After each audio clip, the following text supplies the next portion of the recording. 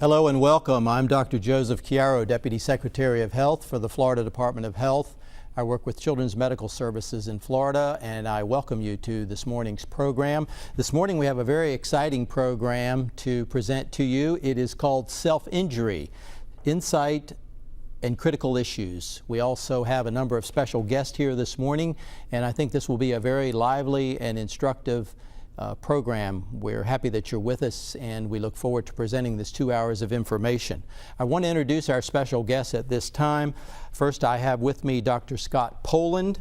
Dr. Poland is Associate Professor and Coordinator of Suicide and Violence Prevention Office at Nova Southeastern University in Fort Lauderdale, Florida. Dr. Poland is a nationally recognized expert on school crisis, youth violence, suicide intervention, self-injury, school safety, threat assessment, and parenting, as well as all the psychological aspects that have to do with that. He served on President Clinton's Roundtable on Youth Violence. He has given testimony on numerous occasions to the Congress of the United States. He has come in after various crises in schools, including acts of terrorism, school shootings, and suicides. He's past president of the National Association of School Psychologists. He was a finalist for the National School Psychologist of the Year, and he was twice named Texas Most Outstanding Psychologist. He's married, he has 4 children, and as noted, he's the associate professor now at Nova Southeastern University. We're very pleased to have him in the state of Florida. Welcome, Dr. Poland. We look forward to what you have to say to us this morning. Thank you. In addition, we have 2 young ladies who are former self-injurers. They've agreed to join us this morning and to really tell us their story firsthand. And we appreciate these 2 ladies joining us, first and foremost, because they come from afar off. First, I have Emily Rose. Emily just graduated from the College of St. Catherine's in Minnesota, and she comes to us this morning. She hopes to continue her education, by the way, perhaps getting a Master's of Social Work. Emily, thanks for joining us. We also have Lori Peedy. Ms. Peedy is currently a junior at Oklahoma State University, and she's specializing in speech therapy.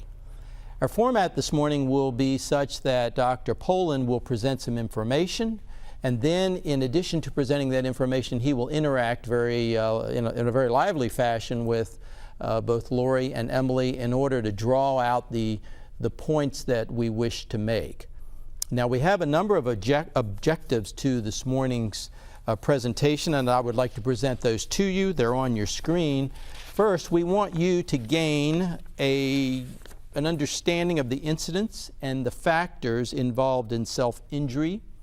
Secondly, we'll ask the question, is there a new breed of self-injury or the person who is a self-injurer? Thirdly, we'll look at the relationship between self-injury and suicide. Fourth, we will discuss the major theories of self-injury. Fifth, we'll get some insights, as noted, from these 2 young ladies who are former self-injurers, and exactly what insights do they have to offer.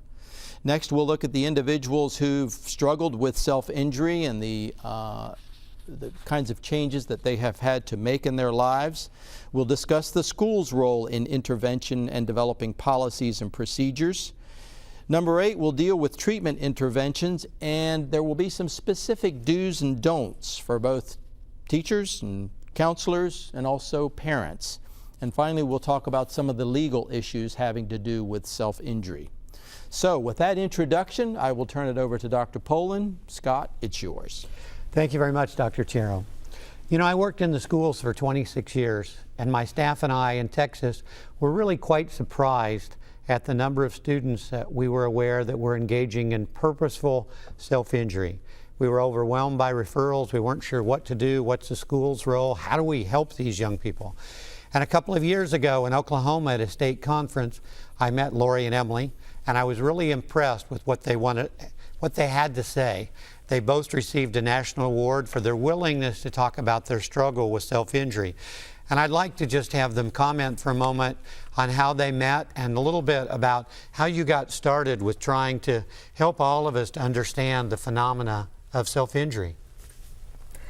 Okay, it's kind of a funny story the way we actually met. Emily ended up getting kicked out freshman year of high school for self-injury. She'll tell the story later on. But the first day of school, sophomore year, she came back, and she had short black hair. She was wearing this little cherry dress, and she had on knee-high boots. And everyone's like, "Hey, the crazy girl's back in school." And I look at her, I was like, "Okay, so that's Emily Rose." And then I went to history, and our teacher told us that we were going to be assigned a project, and we could present over anything we wanted. We had the entire year to do it, and then we had to do it the last month of school. So, and then we had a tornado drill. So we're in the shelter, in the tornado room, and I walk over to Emily and tell her, "I don't like anybody in this class." She's like, "I don't either. You want to be partners?" So we decided to be partners, and then initially we talked about doing it over suicide, and I don't know how we changed it to self-mutilation, but somehow it got there. We did the presentation at school. I told my therapist about it.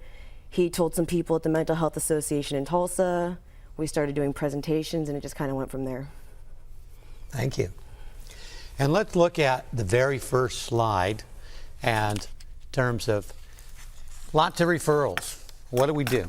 You know, and you sometimes hear there's two types of kids, those engaging in self-injury, those that might be suicidal. And is that true that there's, you know, two separate groups? And then the question of self-injury, how's it learned? How do young people start? And do they learn it from someone else? And then the literature talks about this new breed of self-injurer.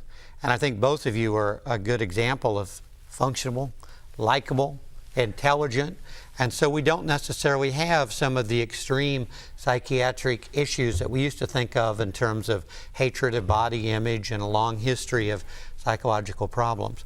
And lots of questions for us in terms of what we can do and what we should do. And one question I'd like to ask both of you is self-injury addictive? I mean, help us understand the forms of self-injury and essentially what it did for you when you engaged in that behavior. Can you start? Great. I think it is addictive personally. I think it's addictive in a different way than maybe drugs or alcohol. You're addicting yourself to the release of emotions. When you're cutting, of course, you see the blood, you watch it drip, you feel alive when you otherwise would feel very dead and lifeless. You don't have a lot of emotions, you're not able to cry, you don't process emotions the same way that everyone around you is. But when you pick up a razor blade or a knife, it's very different. You start to bleed, you start to feel that emotion, and you sort of let all the anger and everything that you're keeping inside drain out. And that feeling is very addictive. How did you learn of the behavior? From someone else, or?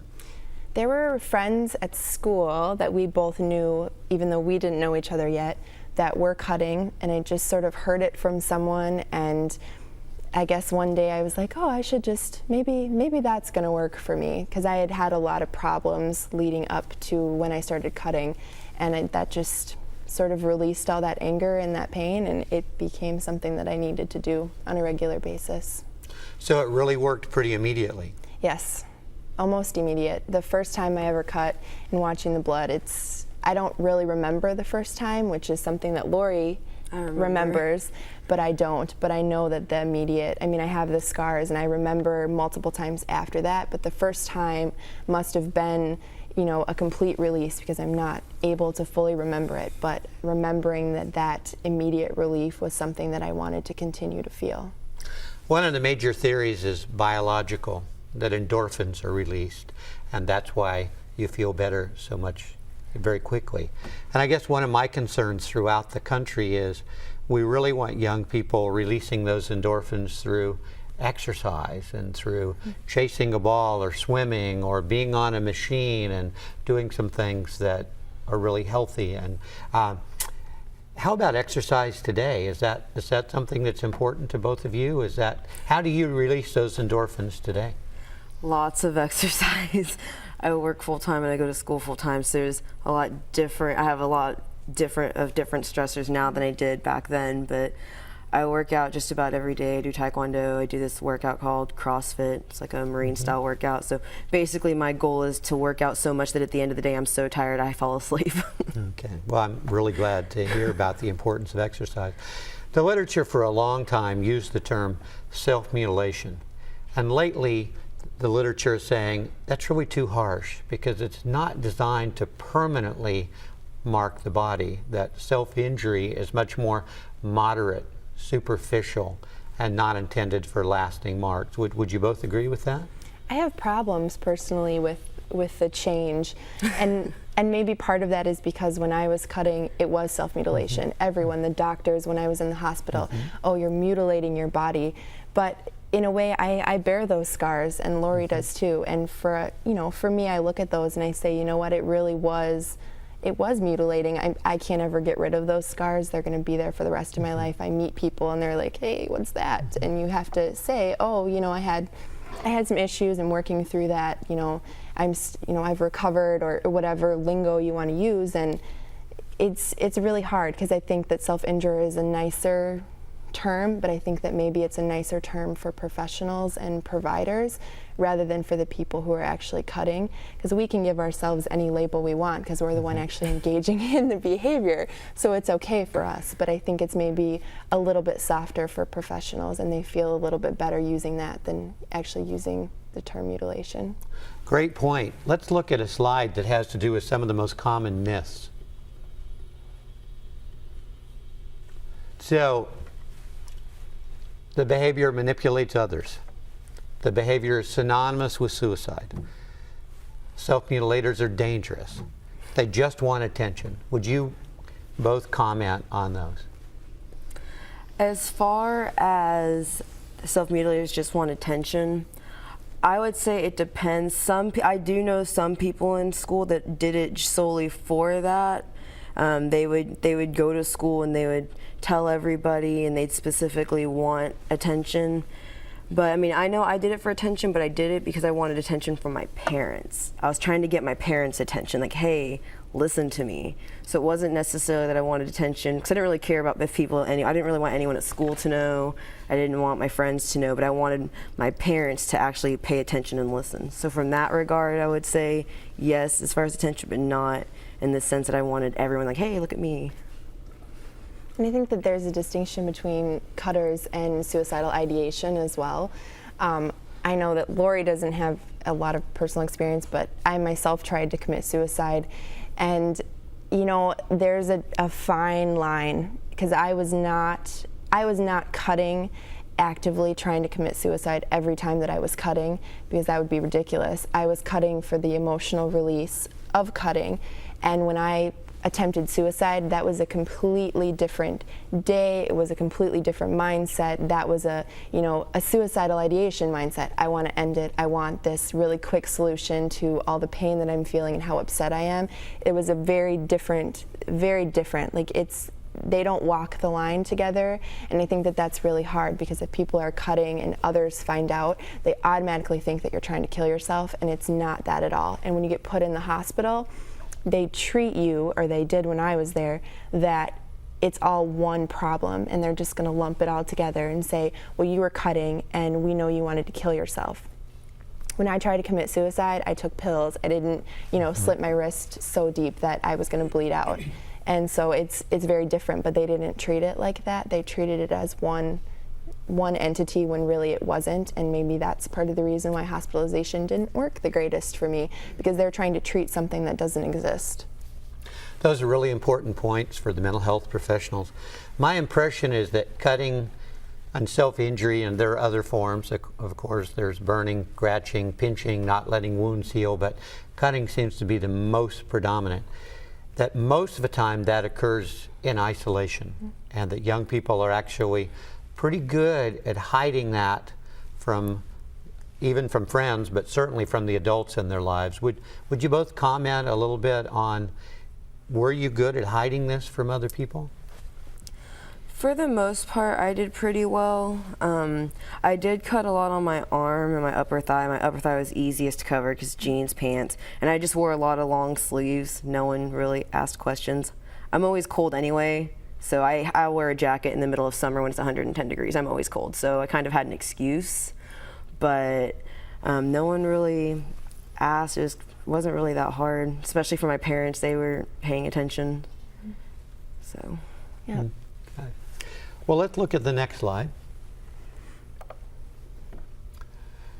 This one is complicated, and frankly, we could spend the rest of today talking about the problem of youth suicide, talking about self-injury, and I'd like to really just highlight a couple of points, and both of you chime in, but when a young person is suicidal, at least at that moment, they're trying to end everything. When somebody is engaging in self-injury, they are really trying to feel better. And guess what? It works. And that's probably one of the things that's difficult for us as adults to understand. There's often a precipitating event, though, in both situations. And could both of you talk about what were some of the triggers or the precipitating events that gave you that urge to cut? For me personally, I had a lot of self-esteem issues. I had a lot of confidence issues, body image issues, all around. I remember reading my diary. I started keeping it when I was 12, and I went back and looked at it recently. And the whole time I'm saying I hate myself, I think I'm ugly, I think I'm fat, I'm stupid, just completely ripping myself apart. And so that was a lot of my issues in it. And I remember I even wrote, I think I have a depression problem. I think I need to see a therapist. And I asked my mom when I was 13 if I could see a therapist. And she said no, because there's nothing wrong with me. So. And I've heard you say, Lori, something about a boyfriend and a difficulty with a friend or being called a name. Do those things contribute to the urge to cut? Back then, yes. I had my first boyfriend. I was 13 or 14, something like that. And he was just being really mean, saying really hateful things, he's like, oh, you're crazy, you're stupid, you should go ahead and, he's like, oh, you should go cut yourself, you should go kill yourself. Just all kinds of things like that. And that really took a toll on my mental stability. And that played a huge factor in it, which also led to the poor self-esteem and just kind of doubled everything. And I didn't have a great relationship with my dad either. We kind of butt heads a lot. Emily, anything else you'd like to add about the triggers? You know, I had a lot of family problems, and I was struggling a lot before I started cutting. And, you know, I had a friend in middle school who died very suddenly, getting hit by a car in our neighborhood.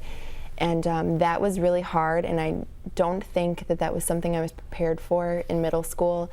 And we didn't really have anyone come and talk to us about it and process that with us.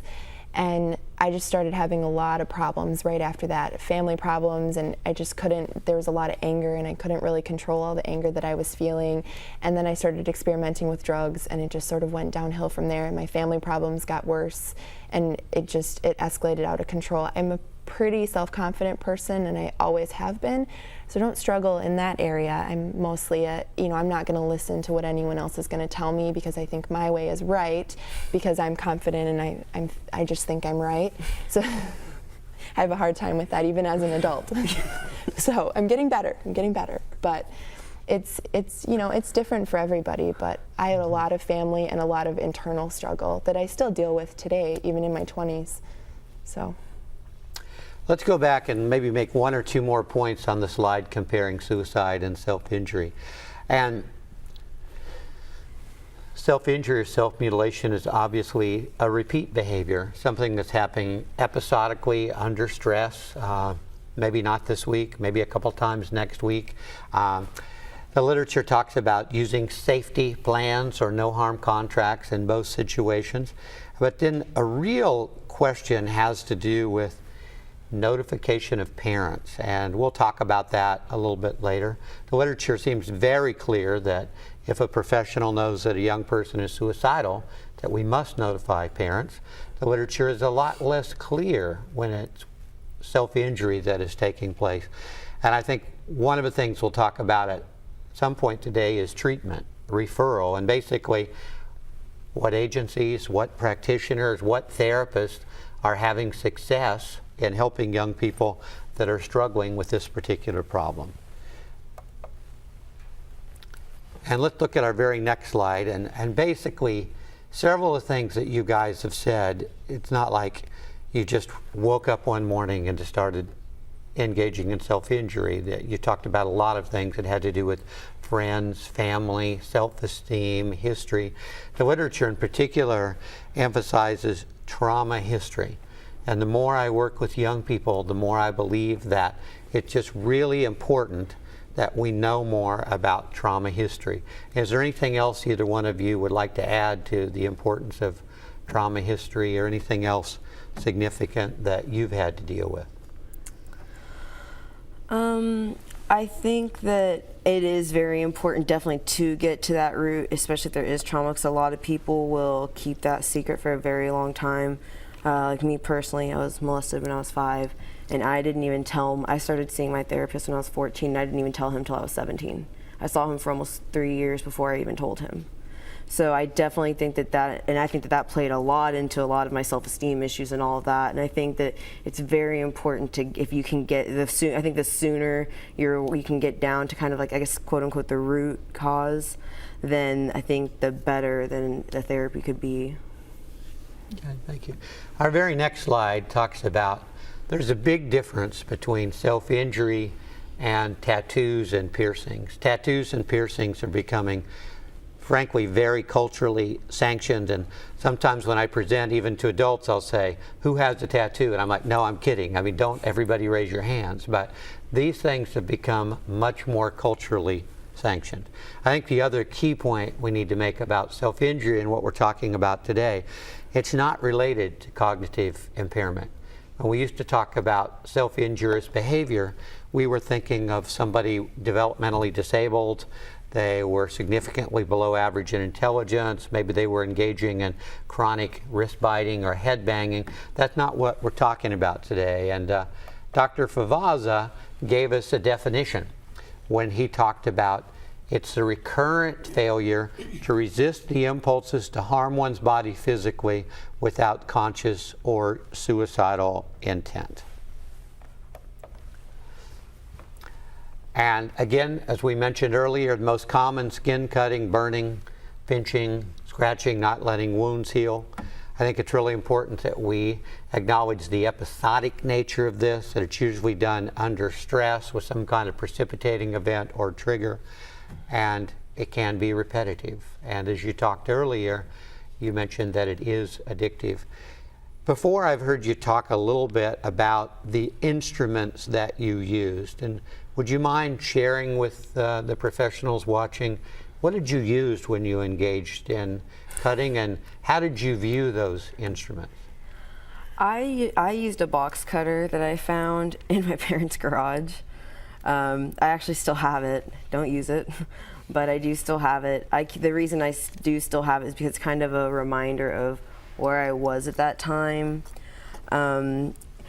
It sounds weird to say it was my friend, but anytime I was stressed out, that was the one thing I had, because if I was stressed out, I didn't want to talk to my parents, I didn't want to talk to my friends, I didn't really trust anybody, but I always had my box knife, and I could always use that, and it always made me feel better, never failed. Didn't matter how upset I was, what was upsetting me, when it was all said and done, I always felt better. I had razor blades and a serrated kitchen knife with a little wooden handle that I still have in a box somewhere, in the garage maybe, but I still have it as well. With regards to diagnoses, there are a couple that are most commonly associated, and I know some of the young people that I have met, they're irritated when somebody immediately assumes they have a borderline personality because they have a history of self-injury. But just in generalities, borderline personality, depression, some kind of trauma, stress, PTSD, problems with disassociation, and sometimes a history of eating disorders. Those are the things most commonly associated with self-injury. Then we have a whole host of environmental factors, which you've mentioned a few of those today, in terms of you both talked about a loss. Emily, the loss of a friend, Lori being abused. Sometimes there's problems in families with regards to violence. There might be exposure to self-injury through friends, siblings. And I know one of the websites that I visited basically said something like, you're going to love this if you try it, really trying to warn young people that might be addictive. So a number of different environmental factors that are important for us all to keep in mind.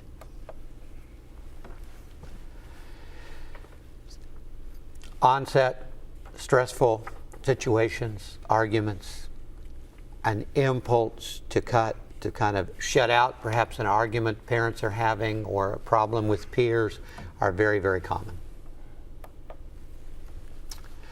And there are a number of different impulse disorders, and some of those are episodic. We also talked briefly about eating disorders, and suicide attempts are sometimes associated with self-injury. I think you made a very excellent point earlier, Emily, about don't automatically assume that the person engaging in self-injury is suicidal. And I thought it was particularly interesting that you said when you did attempt suicide that you did not use a cutting instrument, you used pills. Would you mind talking a little bit about how did the adults in your life find out and how did they respond? And I know that both of you think very highly of your school counselor that you had, and maybe we could start with, tell us about your school counselor and how she was of help to you. Our school counselor was short of amazing to us, really. She was one of those people where you could walk into her office at any time of the day without telling her that you were coming, and she would drop everything that she was doing to talk to you. It wasn't, I'm gonna kind of talk to you while I'm doing some paperwork, or I'm gonna, kind of listen while you just rant on for 20 minutes about, nothing of importance, but just that you're upset. She would drop everything and full attention, 100%, look you in the eyes and listen to everything that you had to say, no matter how trivial or how big. And she really tried to help. She didn't automatically run to the parents and say, oh my goodness, they're saying all of these things in my office when they're at school. She did have to step in, unfortunately, with me with the suicidal, because she's bound by, law, of course, being a school counselor. So, she really did something that not a lot of counselors that I've met since, and Lori too, she really took the extra mile and the time out of her day to work with us one-on-one, and that doesn't really happen, and I think that that's too bad, because it was definitely something that made a huge difference. And we kept in contact with her for a while. When we were done, our high schools were divided, so we were only with her our freshman and sophomore year. And she worked really hard, and I did get kicked out of school my freshman year, and she worked really hard to help bring me back my sophomore year and to make sure that, it was a successful thing, that I wasn't, being given this extra chance and then, ruining it by continuing to cut and all of those things. And so she really took some personal time, and I think that that was really great of her. Yeah, I actually didn't meet her until I had written a note to my friend telling her that I was having a lot of problems. I was thinking about killing myself, and she hadn't even read it, but she dropped it in the hallway, and a teacher got it and read it. And then this part I don't really agree with that the school did, but I'm sitting in my sixth period, and the school nurse, the school counselor, and the school security guard come and escort me out of class. So that was pretty embarrassing. And of course I happened to be wearing all black that day, go figure. So they escort me out, and then they told me that they had to call my parents, and luckily my parents weren't home, so I got to go home on my own. But then I guess I didn't find out about this until later, but I guess when my parents ended up meeting up with her, and she told my parents that if I didn't start going to therapy, that I couldn't come back to school. But I didn't find that out until almost 2 years ago. But she also took the time to spend time with me. If I was upset, she would drop everything.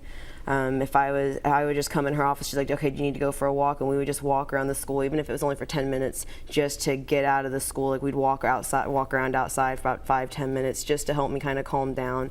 And just the fact that she actually took a genuine interest and made me feel like I was a priority. I wasn't just that annoying student that was coming in. I actually mattered. That made a huge difference. Thank you both for sharing that. And I think something we have to remember in schools is that every child is somebody's son or daughter, and every kid deserves our very best. The National Association of School Psychologists and the American School Counselor Association say things like about 80% of the mental health services that children get, they get in schools. Now, I worked in those schools for 26 years, and I know what we're actually able to provide to young people is barely getting started. But I'm glad that you had an extraordinary counselor who made you feel very important, and increasingly they have scheduling, clerical, testing duties. The ratio is often like 1 to 500 students or more, but it sounds like she was an extraordinary person. Now, I don't really want to put you on the spot, but I think it's important for our audience to know, how did your parents find out? Because it sounds like, as you said earlier, Lori, they really weren't paying attention. How did they find out about this behavior? Initially, well, the very first time I cut myself, I was 13. And the youth, we were going to church at the time, and my youth leader saw it, and he asked me about it, and I just kind of danced around it and didn't really give him a straight answer. But he said something to my parents. And when my parents confronted me about it, I lied through my teeth. I lied, and they believed me because they had no reason not to. So that was when I was in 8th grade. Then my freshman year, whenever I went to high school, that's when I told my mom, hey, maybe I think I want to go to counseling, and she told me no. And then in October or November of my freshman year was whenever the school counselor got the note, and that's whenever it all kind of came out. And my mom's reaction was just crying and, why do you do this? What did I do wrong? She kept putting it on her, and it made me mad. I was like, it has nothing to do with you. It's quit trying to make this about you. It's not about you, it's about me. And so my parents' initial response was, my mom's initial response was, it's all my fault. I didn't do something right. And my dad's response, he didn't really say much. He was just kind of, I don't know, my mom's the one that really reacted. My dad just kind of, he's like, okay, so where do we go from here? I don't really remember my dad's reaction so much because my mom's reaction had made a bigger impact on me. I don't really remember my dad's response that much.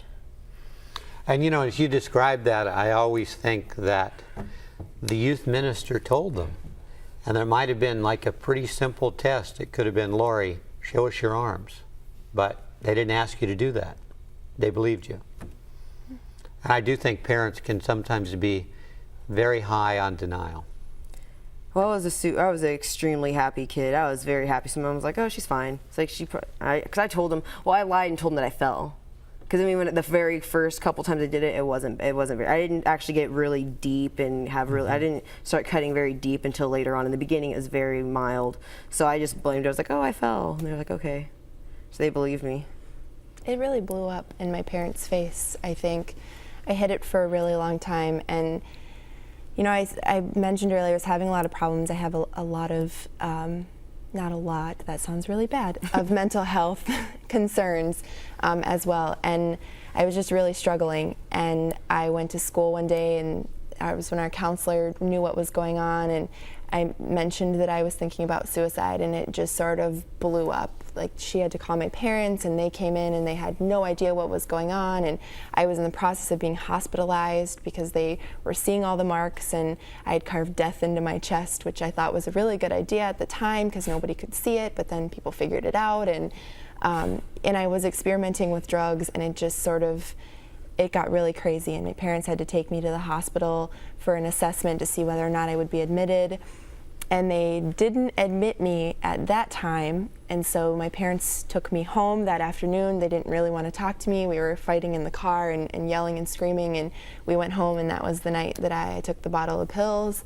And my mom and dad found me lying on the bathroom floor, And it was like 3 o'clock in the morning, and my dad was working nights at that time, and my mom, I guess I'd been in the bathroom for a really long time, and she came in to check on me, and I'm sprawled out on the bathroom floor, and she had to call my dad, and he had to come home from work, and they took me back to the hospital, and of course I was admitted at that point, and my parents just really had no idea it was coming, I don't think, and maybe they had some, some tip-offs and some things they probably could have seen along the way but didn't pick up on, and maybe that's denial. Or I'm the youngest child by 12 years, so there's a pretty large age gap between myself and my other siblings.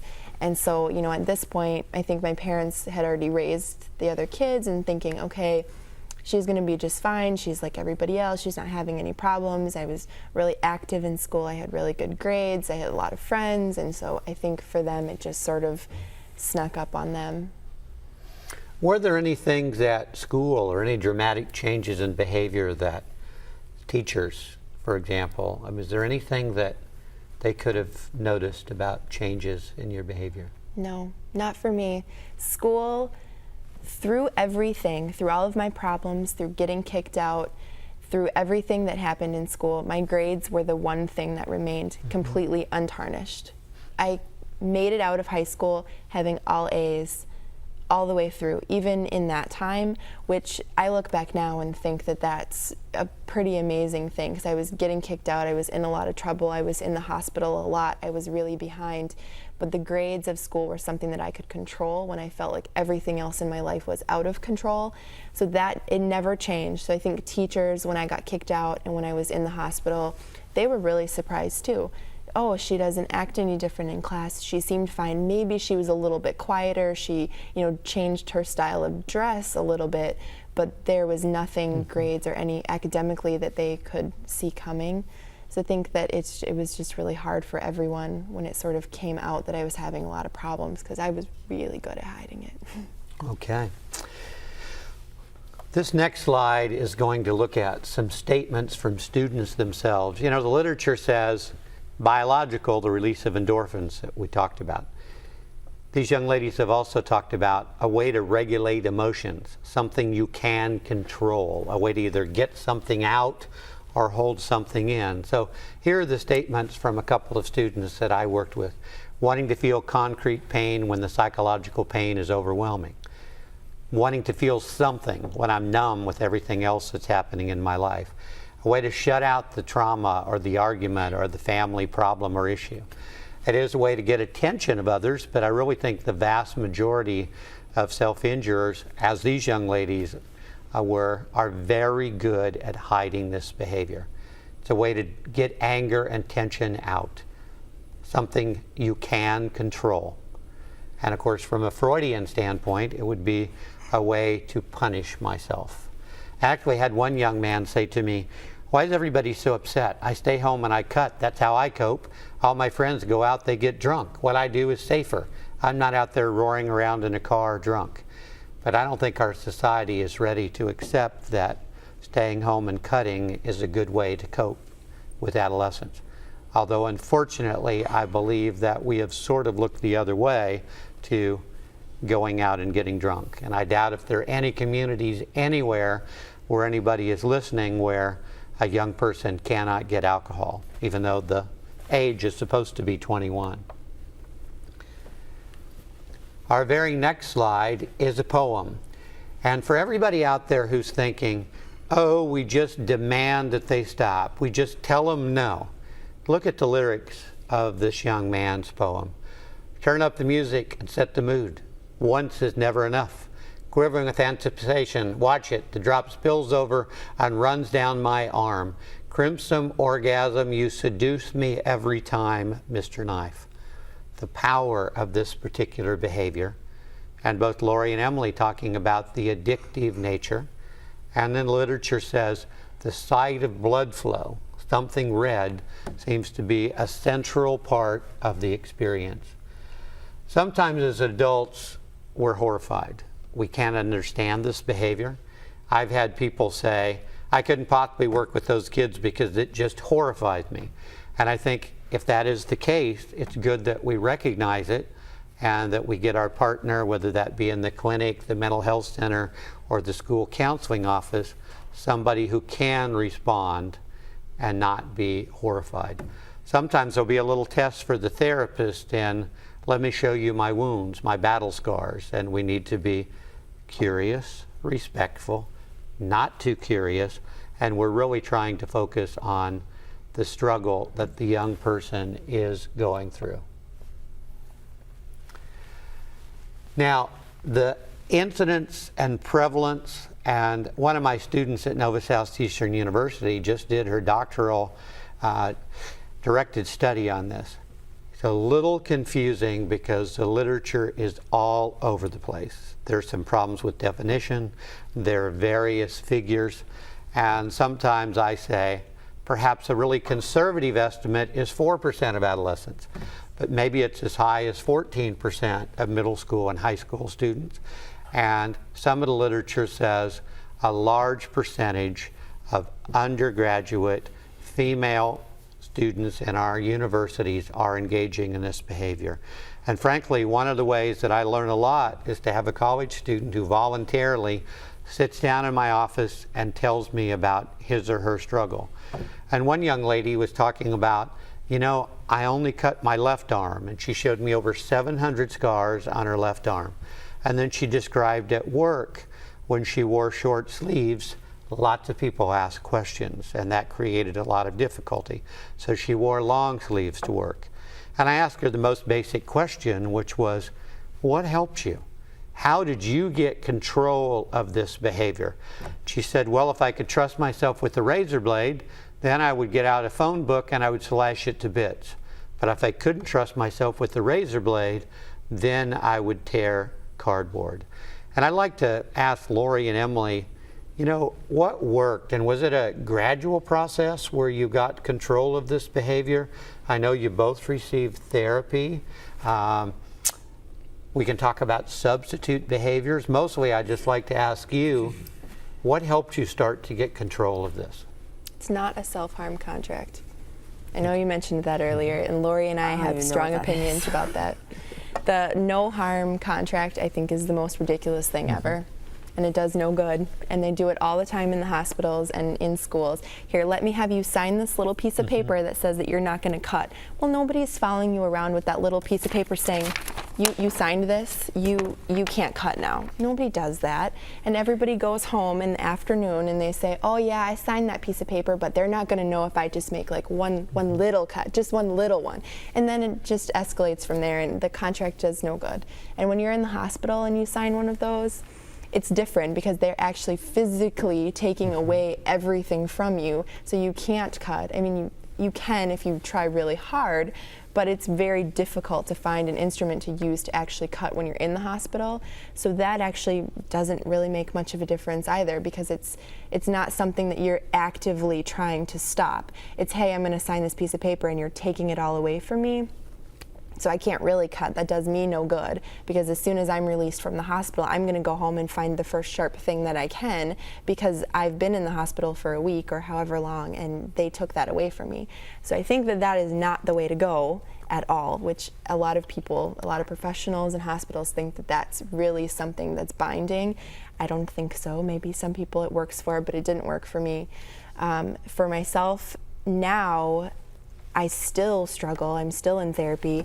I haven't cut in a really long time, since I was in high school, but there are days, you know, in struggles in life over the years that have been really hard, and you think, you know, how do I get through this? And that, you know, I think that a lot. I sit down and say, you know, how am I going to get through this in a healthy manner?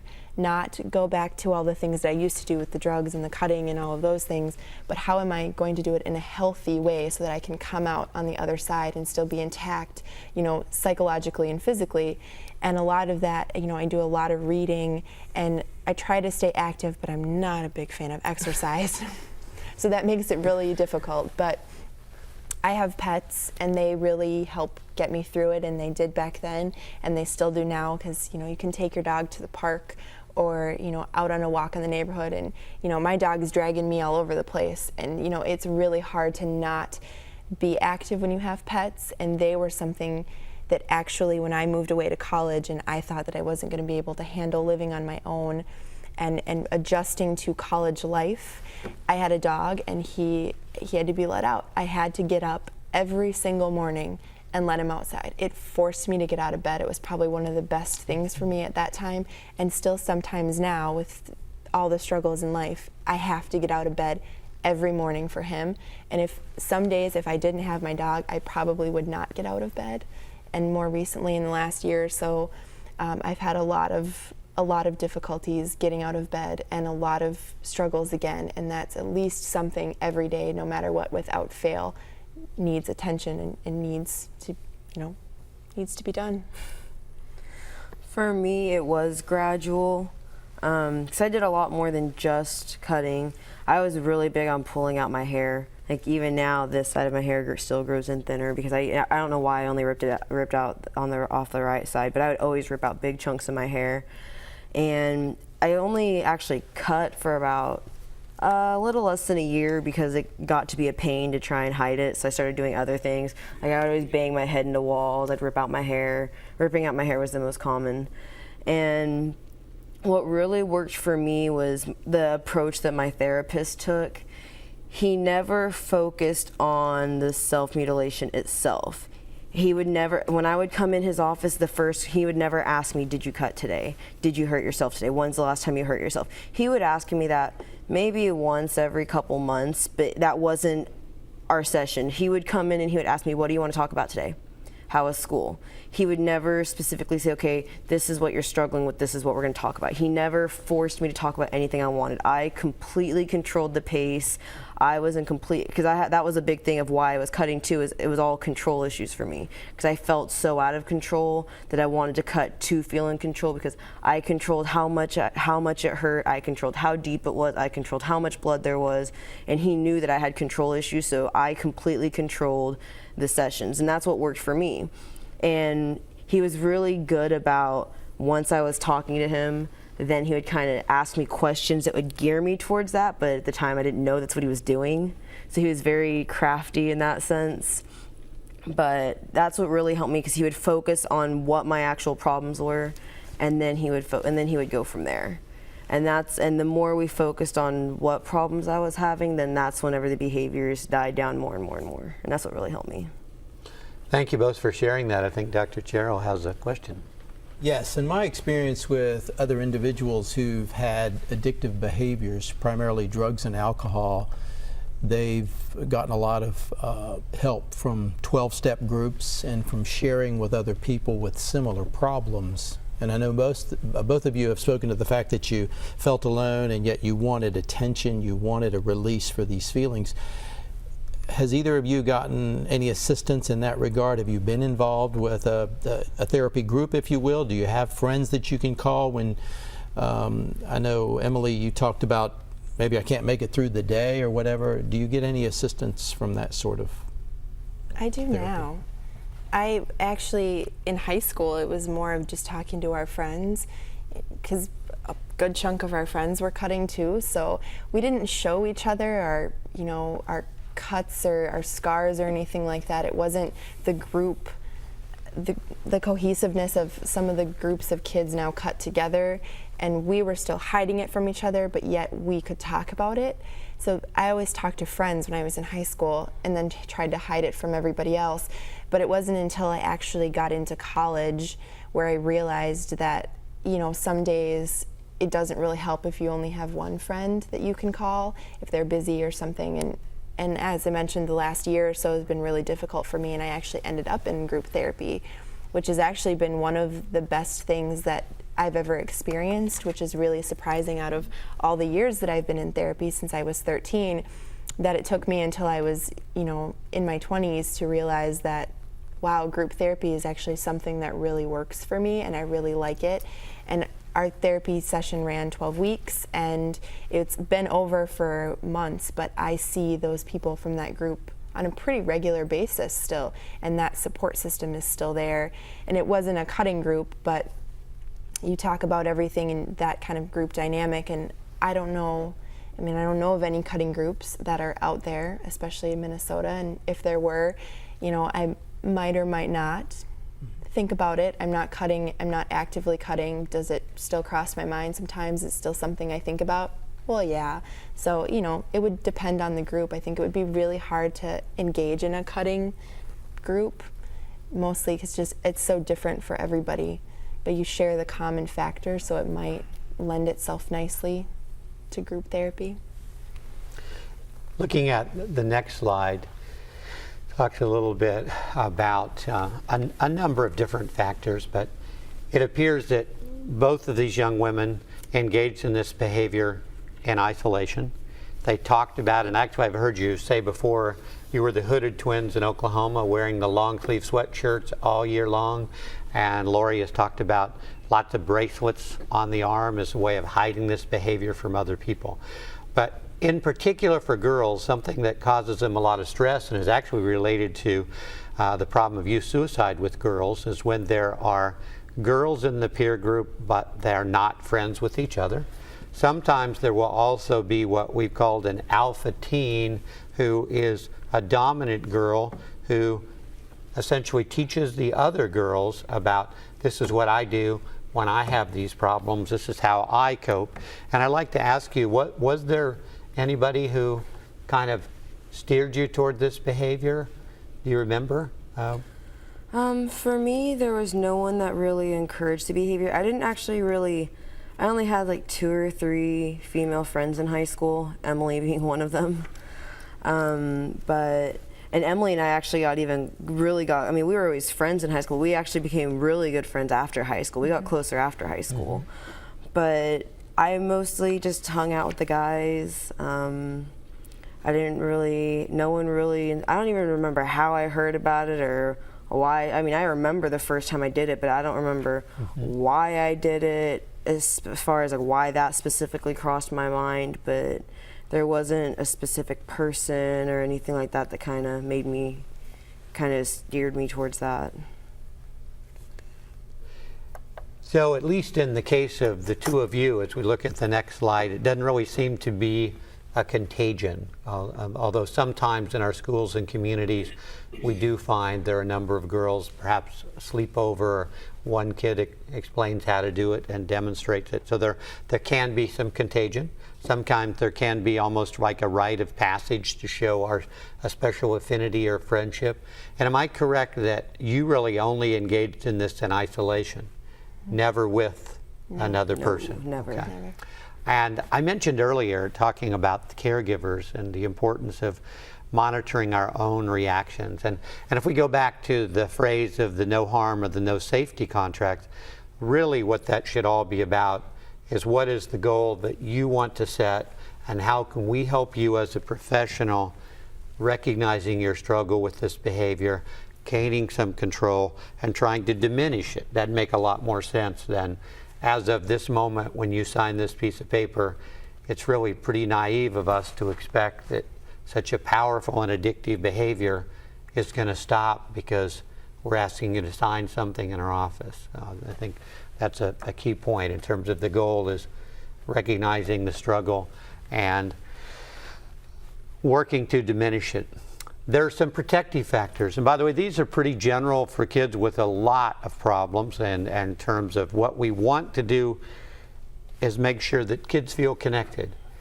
A particular concern I have in Texas where I worked and in Florida, we have these massive high schools.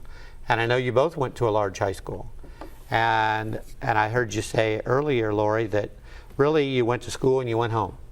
But yet we know school connection and being a part of school activities is a protective factor for young people, as well as stable families and access to mental health care, emphasizing strengths and resiliency. And one of the things I hope today, as after our session, that wherever you work, whether it's a mental health center, whether it's a school, you'll sit around the table and you'll say, do we have a plan? What are we doing? Do we need to do more training and awareness? Have we written something down? Do we know where the best treatment is in our community to help young people that are struggling with this particular behavior? So I hope we caused you to do some homework in your particular job setting. I do want to make a comment. I do. I know. I think I kind of want to stress the importance of how I think it is very important for teens to be involved in stuff. I know in Emily's case, she was extremely involved in high school, and she was involved in clubs and organizations. And of course, there's always going to be students from all walks of life that are going to engage in this behavior. But I did absolutely nothing in high school. All I did was go to school, and then usually I went to school high, and then I would get high from the time I got home until I went to bed every day. And I did that for a very long time. And looking back now, I think if I had actually been involved in stuff, then that would have made a huge difference, because I had nothing better to do other than sit in my room. And when you're sitting by yourself at 14 years old, you start thinking about everything and over-dwelling on things. And I think that if I had things to distract me, I think that could have made a difference too, especially as far as the drugs. But hence why I'm so overactive now. Now I don't get home till 9 o'clock at night. My goal is to keep myself busy every single day. I have an activity 5 days a week. And even on the weekends, I'm never home. I make sure I am busy every single day. Now I keep myself involved. And I wish I had had that back then. And I think that would have made a big difference. Thank you for sharing that.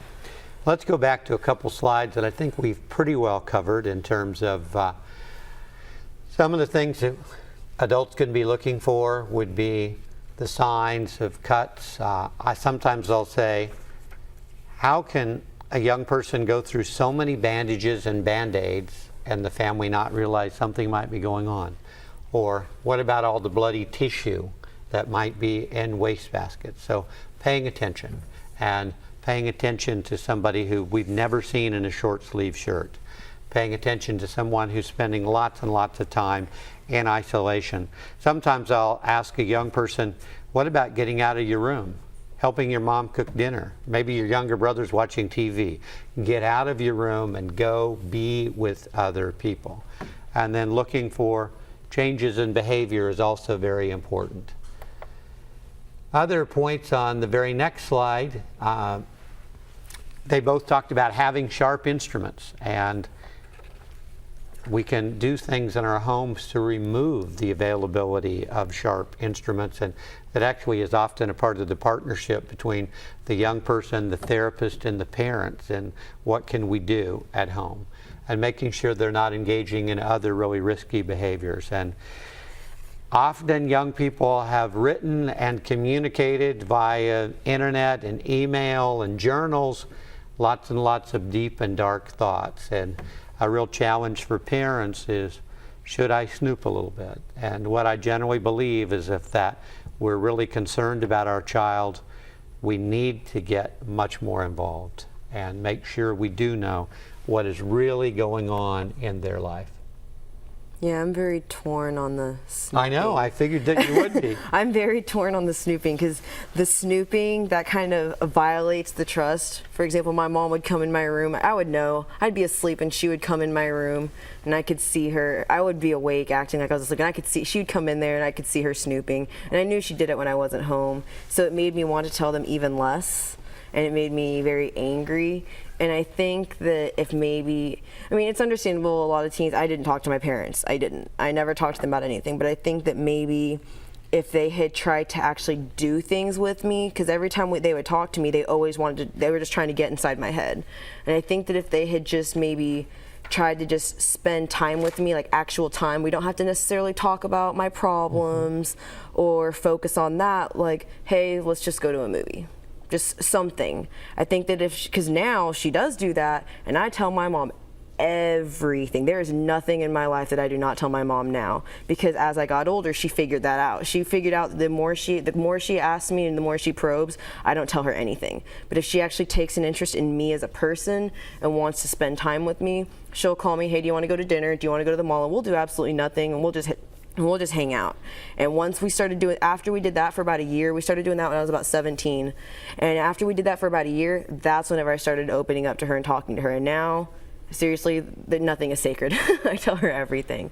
So I think that if maybe they had done that then that would have made a big difference. Because every time they're like, Lori, we want to talk to you, or hey, let's go do this, it's like they're just trying to get inside my head and ask me a bunch of stupid questions, and I would never talk to them. Oh, thank you very much for sharing that. And by the way, I was the guy that talked to 3,500 Columbine parents right after the shooting. And I could sum up that message really in one sentence: reach out, don't preach. So I think the important point you're making is parents who listen, parents who find the shared activity the time when your child will actually talk to you and not be quite so commanding and questioning. And I hope all the parents that are out there are thinking about when are the times that your child will truly talk to you. And I think we have an announcement. Yeah, I would like to follow up on that, Okay. Dr. Poland, before we go along, and I think both of the women have said the same thing, and that is they had a counselor who was willing to listen when they wanted to talk, and I think that's what you've just said, if I've heard that correctly. I want to ask you, if you're watching this program and you have questions, there is a way that you can ask those questions of our panel participants. We have a toll-free number, 1-800-322-9378. Or if you are local or want to dial into Tallahassee, 850-487-3200. Finally, you can fax questions if you would like to 850-487-4216. Thank you. So use any one of those three numbers if you have a question you would like to ask one of our panel participants.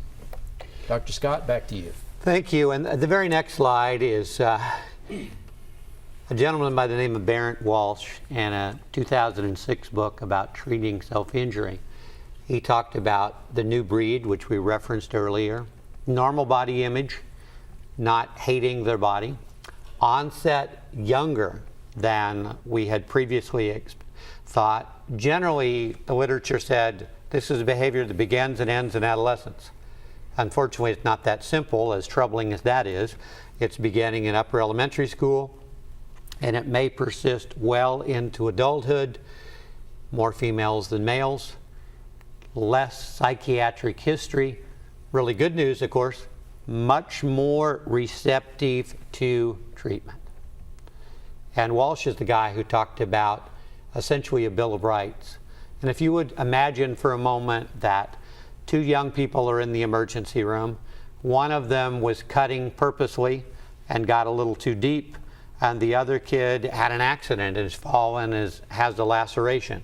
I think we both know that the compassion and understanding may not be there as soon as we find out that somebody has done this purposefully.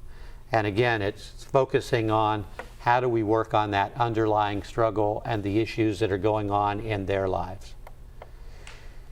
Our very next slide, let's see, trying to dispel some of the myths. I think we've pretty well covered many of those. This is a complex behavior that fulfills a multitude of needs. We talked about biological, psychological, we talked about psychoanalytic factors that are involved. Counseling can be effective, and we'll talk in a few minutes about what types of counseling, and is there a particular type that has been proven over and over to help. As I mentioned, we don't want therapists to be effusive. In fact, that Lori talked about, it wasn't really cutting that your therapist focused on all the time. It was more about life issues and self-concept and how are you doing in many, many ways, not just did you cut this week. In schools, here's the dilemma we face. Should we go into the 8th grade classroom and talk to all the kids about the dangers of cutting? And in general, I think we would be very cautious about doing that. We would think, well, if we do that, lots of kids may decide, well, maybe I'll try that and see what that does for me. So most of the awareness and education is for all the adults in terms of what to look for, what to do, while we're working on our procedures, our referral, or trying to figure out who can be of help to these young people. Sometimes we will specifically talk to a young person and say, you know what, it's really best that you don't talk to your friends about how this helped last night. It's really a good idea if you just keep that to yourself. So those are all factors that are designed to help us limit the contagion, which does occur sometimes in our schools and communities. And we would never want to have an assembly, certainly not an assembly or probably not even a classroom discussion about this particular behavior. It's more working with individuals or perhaps a small group of young people who we've identified as having difficulty with this particular behavior. Some of the questions, and actually it's interesting that this particular slide says, do not rush to a safety contract, which is exactly what Emily explained to us so eloquently earlier. Now, teaching substitute behaviors. And I'd like to ask both of you to comment a little bit more on substitute behaviors, what you might have learned either on your own or what some therapist might have somewhat suggested or even pushed towards you. What were the main substitute behaviors that helped the two of you control the impulse to cut? For me, one thing that really helped is I went online. The website used to be called ruinyourlife.com, but they've changed it to recoveryourlife.com because it's more positive sounding. And it's a self-harm website, but it's a place where you can go and vent. They encourage you to post your poems on there. You can post your artwork and chat with other people. They sell bracelets. Like I no longer self-injure. I've recovered from an eating disorder, things like that. It's a very positive website. And there was actually a list on there of 151 things you can do to distract yourself. And there's even first aid stuff on there. Like if you cut yourself too deep and you're someone that's too scared to go to the hospital, it's like, well, don't be irresponsible. If you're not going to tell somebody, at least take care of yourself. And it has first aid stuff on there telling you this is what you can do to stop the bleeding so you don't die if that's not what you're intending. And on the list, one of them said to write yourself an I love you letter, which I did. And I wrote it and I would read it maybe once a month, which really helped. And then also, I would write on myself with red pens. When I was mad, I would take red pens and I would just mark all over my body. One, because I could press down hard, even though it didn't break skin, it still gave at least somewhat of a pain sensation, and two, it was red. So that really helped me a lot. I did that one a lot. And then I started just going for walks a lot too. If I was upset because I could tell when I don't want to say an episode, but I could feel when my mindset was, I got that irrational mindset of everything, when I just became so overwhelmed, I wanted to run, I just had that thought of, okay, I just want to cut myself and make it all go away, I want to feel better. Whenever I'd get to that mindset, then I would just leave. I would leave my house, get away from everything, and just walk. And sometimes I would walk for 3-4 miles. I would just keep walking until I was so tired I couldn't walk anymore. And then if I had to, I'd call my parents and be like, hey, come pick me up, I went for a walk. Or I would just walk home, it just depended. So those were the alternatives that I used, and they helped pretty good for me. Thank you.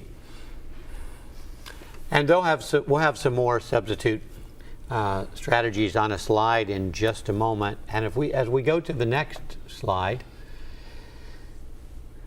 I've got a question for you two young women, and that is, okay, I'm a teacher, I'm in a school, I've got a 7th grader in my classroom, I see bandages on their arms, and I think, wait a minute, I've seen bandages there often. What do you think it's reasonable for a classroom teacher to say or do in that particular situation? I definitely don't think that they should just rush and call the parents immediately. That I can see would be a very bad situation. I think it could be a bad situation all around. I definitely think that maybe they should approach the student one-on-one and just kind of get a feel for the situation, because it may not necessarily be that the student is self-harming. It could be something legitimate. Maybe there's a sport that they're into that, I know on the wrist is kind of hard, but there are other body parts that maybe it's common. You don't want to just rush to conclusions. So I would definitely maybe talk to the student one-on-one and kind of get a feel for the situation, and then depending on what kind of information you get or kind of where it goes, maybe talk to the school counselor and head in that direction. Because I know most schools have a set process, because I know that there's legalities and there's a set process that you have to go through the chain of command. So definitely I don't think that they should just talk to the student and drop it, but maybe get the school counselor involved and kind of go from there. Thank you. And it sounds like inquire, but in a sensitive manner, and how can I help you? A lot of young people have said to me, my cat scratched me. Although I think that's unlikely, I'm not going to be arguing. It's more like, well, how can we do something that would help reduce the frequency of that? You also mentioned a team. Often in the school nurse is an essential component of working on this behavior, often with the school counselor, sometimes with the school psychologist, but the nurse and the counselor are much more likely to be there every single day. And I think we can skip over a couple of slides because I'd like to talk about the Coulter case, which I think is maybe our third slide from this point. Because looking at the literature, and with my good friend Rich Lieberman, he and I wrote a chapter for the National Association of School Psychologists. And basically, the literature, the counseling literature, is a little inconsistent. And we decided to take a stand, which is basically the ideal situation, a conference with the young woman, the young man, and the parents, and the student themselves tells the family, and we all work together to make sure the young person gets all the help they need. The Coulter case, though, is fascinating, and I think it may be the only case of its kind in the nation. And I'll try to make it very quick. 8th grade girl, January of the 8th grade school year. 2 of her friends go in and tell the school counselor, let's call her Sally. We believe Sally is a cutter. She doesn't admit it to us, but she's got the marks on her arm. She hangs out with the girl who makes no secret about cutting, so the counselor checks into it. Sally denies it and pretty convincingly says, I have an all-terrain vehicle, I ride it through the woods, that's how I get these nasty cuts on my arm. The counselor's deposition said she called the mom. The mom's deposition said, I never got that call. Mom's deposition said, I went to school all the time, the counselor knew, the teachers knew, they should have told me. 8 months later, the young lady did make a suicide attempt. She ends up in the hospital. She recovers, of course. The therapist gets to the bottom of it. Her 2 classmates come forward and say, you know, we told the counselor way last January. And the mom sued. And I asked the mom, what do you want? She says, I want awareness, I want training, I want the school district to have policies and procedures. They need to do something about this problem. And I said, well, Mom, drop your lawsuit. I'm sure they'll provide awareness and training and develop at least a simple policy. Oh, but I also want $600,000 suffering for my daughter. And of course, I tried to figure out how the daughter might have suffered. I'm sorry to tell you, she did drop out of school. She took a GED. She's a waitress today. And I never thought it would go to court, but it did. And I tried to be fair in my deposition and testimony. What I really believe, I think the counselor called Mom. Is there any way to prove that?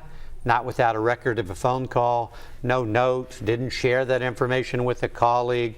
Basically, Mom's word against the school counselor.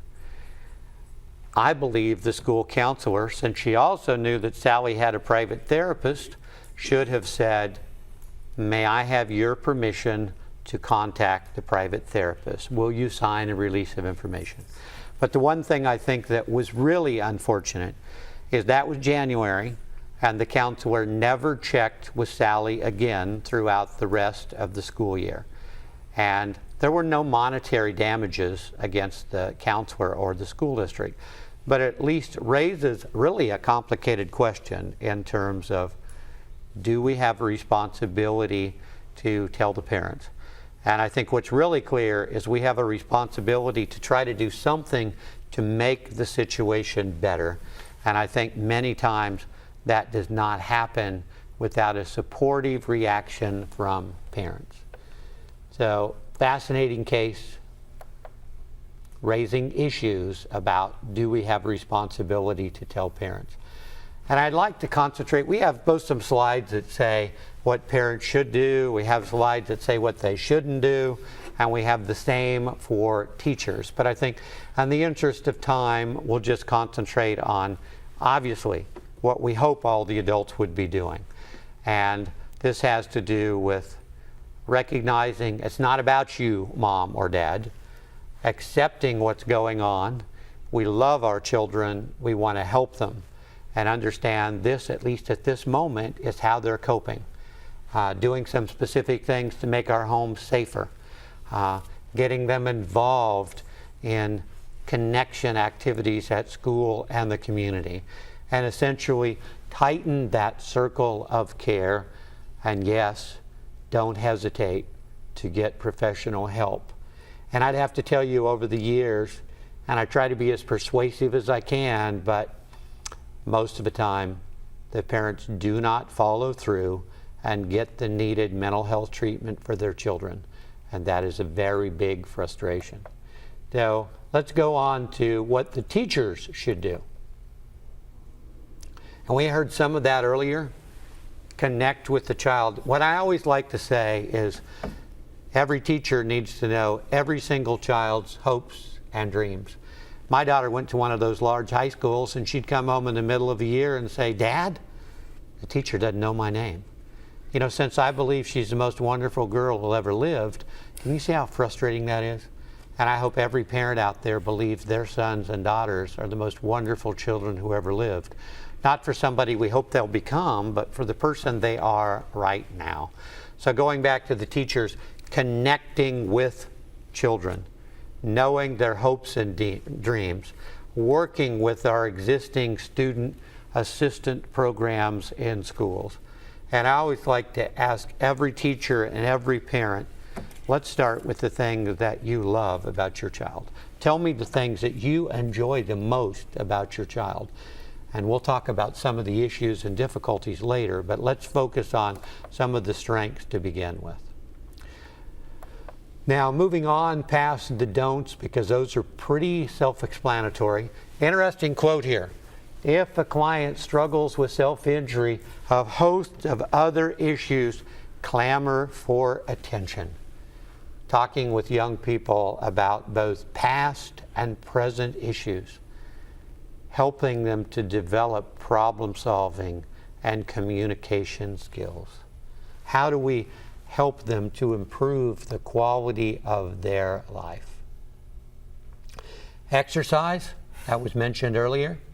There's sort of an interesting blend of our traditional cognitive behavioral therapies with maybe some more of what we would call Eastern philosophies, where we're using relaxation techniques, we're using yoga, we might be using art or martial arts, a variety of factors in addition to the traditional talk therapy to try to connect with young people. Now, these are some substitute strategies, and I'll go through them quickly. These are not designed to be an exhaustive list. Sometimes it's snapping a rubber band back and forth on the wrist, holding a book out at arm's length, standing on tiptoes. We already heard these young ladies talk about using a marker instead of a sharp instrument, maybe using a red magic marker either on the arm or on paper. One young lady said, "I like to use the red nail polish. I would put it on my arm, I would let it dry, and then I would flick it off," in terms of a very active strategy. Some of our other strategies involve, there's a really hot, I guess it's a candy, it's called a Fireball. It gives everybody strong sensory input. Let's look at a few more of the sensory substitute strategies. Carrying stuff around. Maybe one of those little puzzles that allows us to try to put the letters together so we can make a word. Maybe the little thing that's trying to put the little pinball thing, we're trying to put the little ball in a hole. Something that keeps our hands and brains busy. We already heard about journaling, cutting out pictures, making collage, calling friends. Emily talked about the importance of pets as a reason to get up every morning, keep a schedule, somebody that you are responsible for. Other strategies involve sensory input, maybe something that smells really good, some kind of a lotion, some kind of a lip balm, brushing the skin with a toothbrush, brushing hair over and over. Doesn't take me very long to do that, but it would take lots of young people a long time to brush their hair. Getting exercise, carrying rollerblades with them in their cars, doing something active. Another strategy is to ask them to pay attention to your surroundings. How many people are wearing blue today? How many women have on earrings? How many lights there are in the room? Something that gets them through that critical 5 to 10 minutes where all they want to do is cut. Another young woman talked about she liked to take a long hot shower. And then she said, what worked the best is when I took the long hot shower with a ketchup bottle. Again, back to the sight of something red being helpful to that young lady. Tearing paper, Play-Doh, brushing teeth and hair over and over, squeezing a stress ball, scratching on clothes. These are not designed to be an exhaustive list, and I think perhaps the best strategy for a therapist, let the young person review the list or even find a website and let them choose what substitute strategy might be of help to them.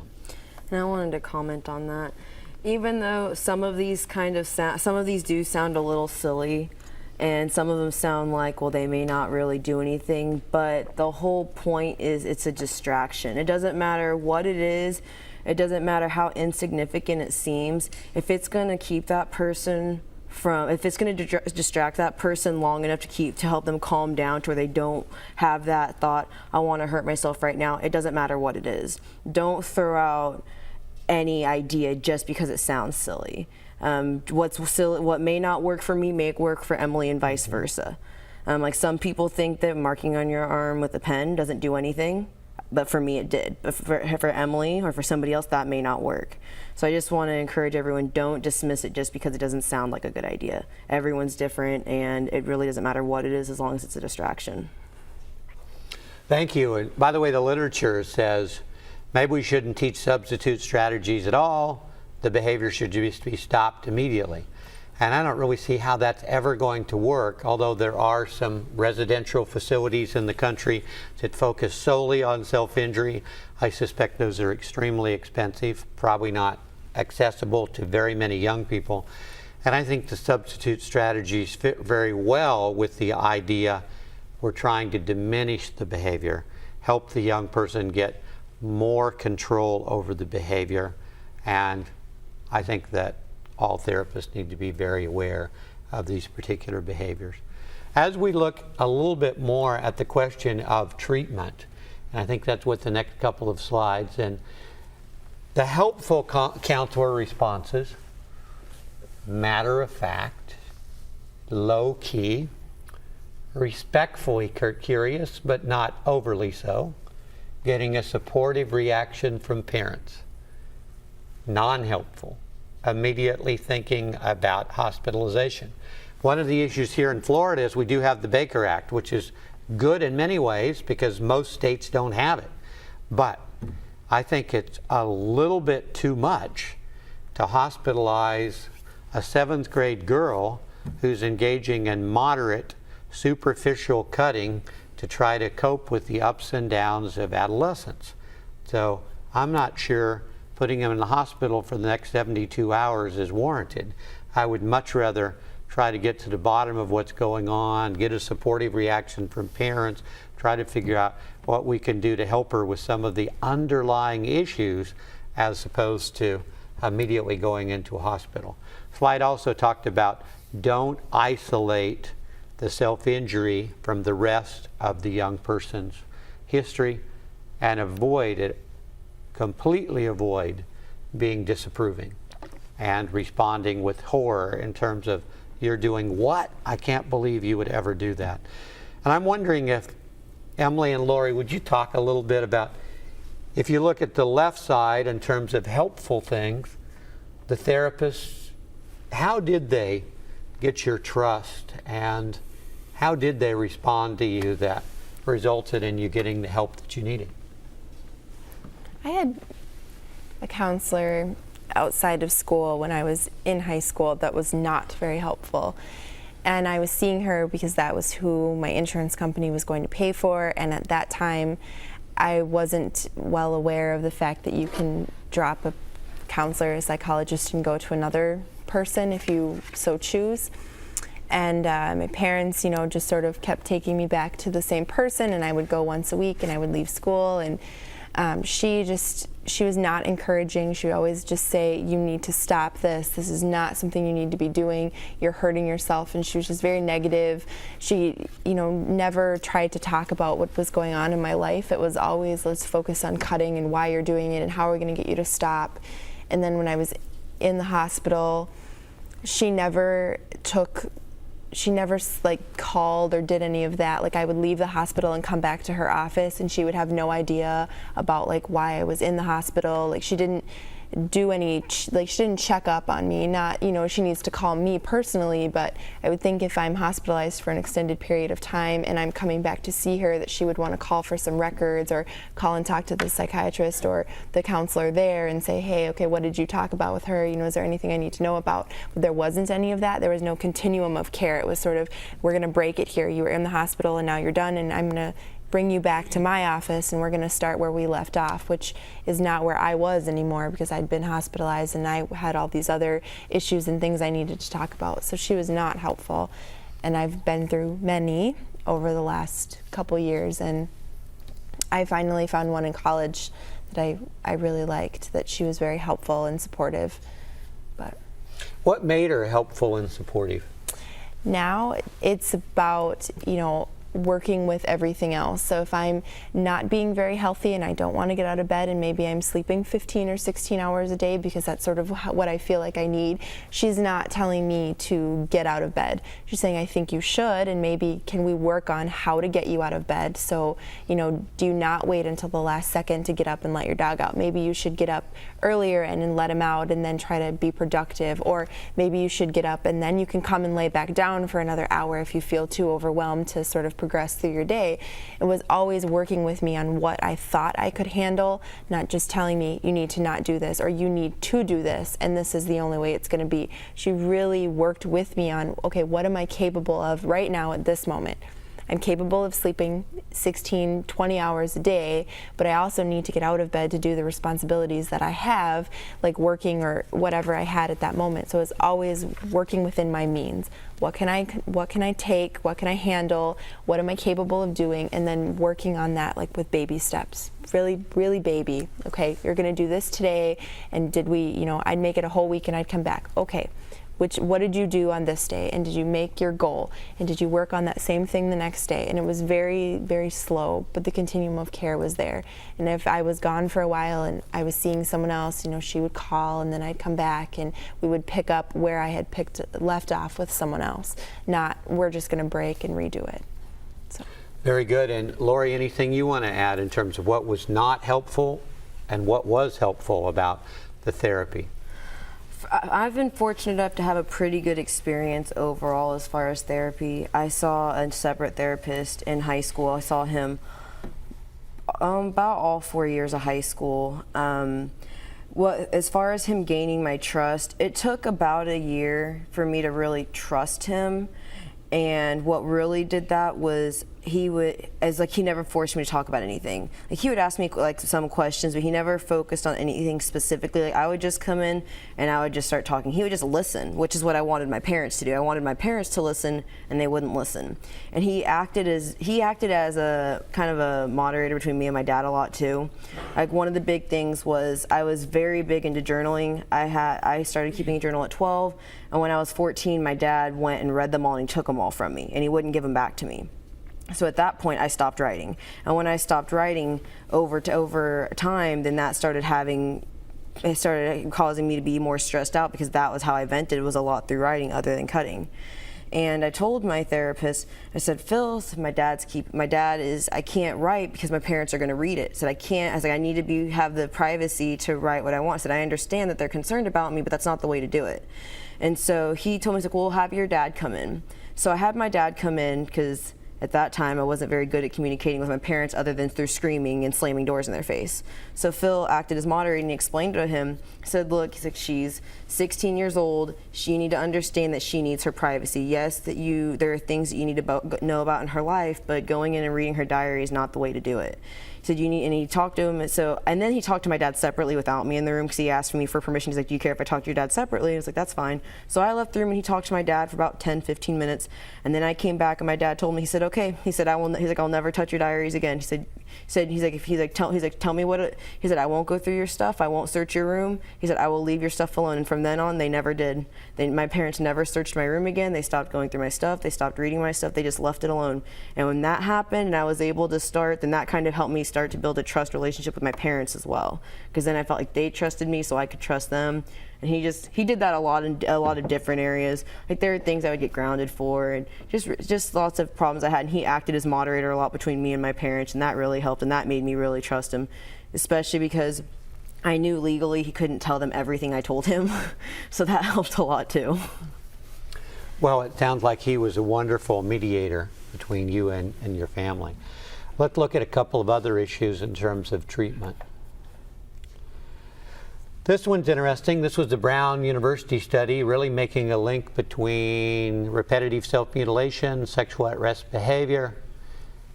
The literature cautions us all not to immediately conclude every kid engaging in self-injury is depressed.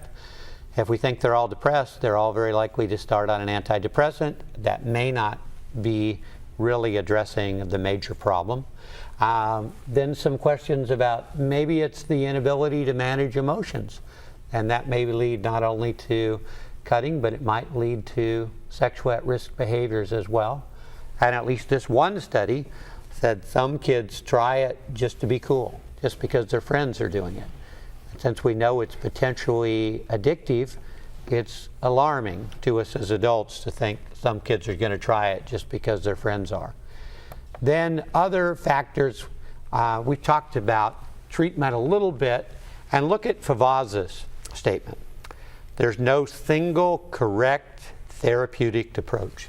I suspect if we had all of the next few weeks to analyze the therapy each of you received, we'd have a hard time saying it was just X therapy. It was probably a blend of lots and lots of different things, recognizing sometimes there are biological issues, there's a need for medication sometimes, the cognitive behavior therapy, and dialectical behavior therapy. And I certainly do not claim to be an expert on DBT or dialectical behavior therapy, but I want to share a couple slides as we talk about it. And I think in many ways it's really very promising, because what dialectical behavior therapy is all about is a blend, again, of some Eastern thoughts in terms of relaxation, mindfulness, yoga, exercise. But probably the one thing that's pretty unique is the availability of the therapist to the young person. Typically, it's every Tuesday afternoon at 3 o'clock. And you know, one of the things I like to say about schools is that there's no school psychologist, social worker, or school counselor who can say, I'm there for you every Tuesday at 3 o'clock. That just does not happen with the number of students, the multitude of other demands. And it sounds like your counselor, Lori and Emily, was pretty extraordinary. But for the most part, counselors have only limited things they can do. Maybe they can do something more intensive with just a few kids out of the 500 or 600. And you know, I always like to ask kids, do you know your school counselor? What they generally say is no. And I asked my own daughter, would you go to the school counselor if you had a personal problem? She says, not at all. I mean, I'd go to her if I wanted out of my advanced placement history class. Unfortunately, that's the way that we have moved counselors in schools. And there are some phenomenal people. But I think every single school counselor would say, I got into this to help kids. And now all these things that I'm doing, whether they be cafeteria duty, bus duty, scheduling, clerical, testing, all of those take them away from actually talking to a kid about a problem. Now, if we go back to looking more specifically at dialectical behavior therapy and treatments, we're looking at the connections specifically in DBT. It's a combination of individual, group, and skills training. So the young person sees the therapist every Tuesday at 3 o'clock, but they're probably in a skills treatment group in addition to that Tuesday session. And here's the one thing that makes it really stand out. The therapist is available by phone. So the kid, when they are in the situation, there's a precipitating event, there's the trigger, they can pick up the phone and call the therapist and have a very high likelihood that they're going to answer and they're going to talk to you. And that's really what makes this therapy somewhat unique. And the literature says things like, can't have too many clients that engage in self-injury. Obviously, very demanding in terms of preparation and availability, very, very demanding. So those are just a couple of quick things about dialectical behavior therapy. And I'm curious, Lori and Emily, were your therapists very available, or was it just pretty much next appointment? I went through the next appointment with a lot of therapists. In college, the therapist that I had was only on our campus 2 days a week, so it was fairly difficult to get a hold of her when she was not on campus. But I was seeing the on-campus physician as well, and she was always available. If I would just send an email, she would respond within that day. If I could just walk to her office, and she would be there as well. Now my therapist regularly returns phone calls. If I call in the middle of the day, she'll call me back usually within an hour. She's probably usually in a session, and she'll call back on a break. Or if I leave a message and it's just, oh, I need to change my appointment, she still gets back to me at the end of the day or the very next morning. So she's really always answering calls, and I don't usually now call with anything that's like, I really need to talk to someone, but if I did, I know that she would call me back at this point. Okay. Lori, anything to add to that? The therapist I had in high school, he was pretty available. I mean, I only saw him based on appointment, but if I ever actually needed to, then I'm sure I could have, because he was really good about returning my phone calls. I'm seeing a therapist now. I started seeing one in January, and she's amazing. I talk to her through email too, because I'm very busy between work and school and everything else. It's easier for me to communicate with her through email, because now I'm only seeing her once a month due to time. So if I need to talk to her more than that, then I can talk to her through email. So that having that option is really good for me. Why don't we talk for a few minutes about medication, with all of us recognizing the most common medication a young person is put on engaging in self-injury is an antidepressant. And either of you have anything you want to say about, these medications, commonly the SSRIs, in terms of, were they helpful? Were they ever a part of your treatment? Were they not helpful? I personally do not like medication at all, and that's any type of medication. I don't even take Tylenol if I have a headache. I'm one of those people that I just suck it up and deal with it. But my parents raised me as being into herbal medicine and stuff like that, so that's probably why I have that mindset. However, I do think that in some cases it is necessary.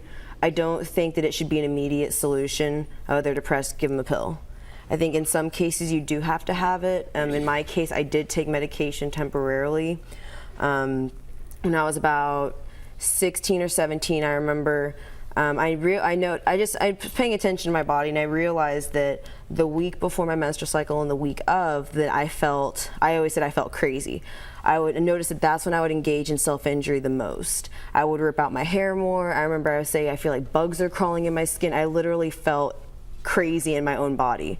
I was very irrational. I couldn't think straight. I got hot flashes. I felt horrible. I remember one night specifically, I thought I was going to kill myself. I was seriously considering it, because I wanted the feeling to go, because I felt so, I literally felt like I had bugs crawling under my skin. It was so bad. And I called my therapist, and I said, Phil, I feel like I'm crazy. And I explained to him everything that's going on. I said, I've noticed over the last year that it's only the week before and the week of. I was like, I don't know what to do. I was like, I'm afraid that next month I'll actually kill myself if it's this bad. It's like every month it gets worse and worse and worse, and this is the worst it's ever been. And if it's this bad again next month, I was like, I'm probably going to kill myself. And he told me, he's like, Lori, you might have a hormone disorder. He's like, you need to tell. He's like, have you told your mom? I said, no. He's like, go get your mom and tell her. So I told my mom, and she made an appointment immediately. When I went to, then she took me to the doctor, talked to them about everything, and the doctor told me, she's like, oh, it sounds like you have a hormone disorder. So she put me on birth control, and then she also gave me Zoloft. And she told me, she's like, but you're only going to take it the week before and the week of. The other 2 weeks of the month, don't take it. So I said, okay. So I did that, and I took the Zoloft for 9 months, and it was only those 2 weeks of the month. And then it started to have the opposite effect. I started feeling crazy when I was on it, so then I stopped taking the Zoloft, and after that, never had a problem again. I felt I had I guess I had an even keel after that. After that, I didn't get the hot flashes. I didn't get the crazy feeling that I was getting. I didn't feel out of control of my body. And after that, then it really leveled me out. And after that, ever since then, I haven't had a problem. But it was really bad. Now, I mean, after she did that, I did it for, I guess I was on the Zoloft for only 9 months, and then she kept me on birth control to level everything out. And ever since then, that's the only time I've actually been on medication. But it made a huge difference, because if I hadn't gone to the doctor, I don't know if I'd be here, because it was pretty bad. I suffer and I struggle a lot with the medication issue. In general, I think that if medication is warranted and it is needed, then by all means people should take it if they're prescribed. I don't think it should be given as a first response to, wow, you're cutting and you're depressed, so here, let me give you an antidepressant to make you feel better. Personally, however, I struggle on many levels because I have other mental health issues that does require medication that I'm very resistant to take.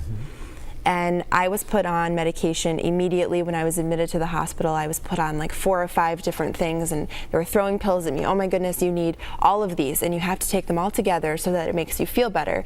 Well, it basically made me sluggish, and I couldn't function as a person. I was sleeping for 3 days straight, and I just couldn't do anything. And so they started taking me off things and putting me on other things, and I went through that cycle for about 2 years.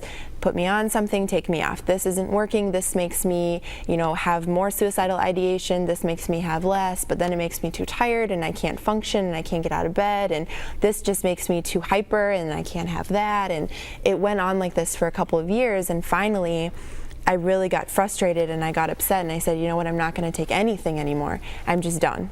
I'm done. I'm not going to take any medication. And I did, and I completely stopped cold turkey everything that I had been taking. And my official diagnoses that they've been giving me is major depression and then bipolar. And when I was younger, and this goes along with all the stuff about parents that we've been talking about, my parents never shared with me that I have mental illness on both sides of my family. And they just sort of left that out, I feel like. And it wasn't until I was actually almost a senior in high school where finally one day they sat down and said, well, Emily, you have mental health concerns on both sides of your family. It's on my side with my mom, and it's on my dad's side too. And so they never told me that, and I feel like that's probably something I should have known about a long time ago, many years ago, when they were going through all of this. And they take the family history and everything, but nobody ever stepped up and said, we have family history on both sides. I think that would have been helpful, so that maybe the doctors would have had a little bit of direction. So I stopped taking everything without knowing that there was maybe some genetics involved, and obviously a lot of just this is the nature versus nurture, but a lot of everything that was going on in my life. So I stopped taking everything, and then I realized that I can do pretty well and function at a very high level without medication, but it's very hard and it's a constant struggle, and it's constantly trying to manage my emotions, which I'm not very good at sometimes, and trying to manage getting out of bed and being a functional adult when you're in college and you have a job and you have to do these things and you have an internship and you're expected to be places. So I finally one day I called and told Lori this. I had to go back in and say, you know what, I can't function like this anymore. This is not healthy for me. I'm pretty good at doing it on my own, but I can't do it anymore. I need that help. And I'm still on the medications now since that. And there have been many times where I go to the doctor and I say I want off, and they have to sit down with me and say, okay, are you being rational? Are you being irrational? Because I still struggle with I don't really want to take it, but I'm pretty sure that I need it. So it's really hard for me, and I think that it's something I'll probably struggle with for many years because it is something that I need. But I don't think it's necessarily for everyone, and I don't think that it needs to be a first step. I think that it should be a step kind of down along the road, and it should be well thought out instead of just thrown at somebody. So. Especially at a kid. Yeah, especially at someone that doesn't know anything. Nothing was explained to me. It was just sort of, here, you're going to take this. Nobody said this is what it is, this is what it's supposed to do. These are the side effects that you may experience, because there were some side effects that, were not good. And So it's just hard. Very well said. We only have a couple of slides and then we'll take some quick questions.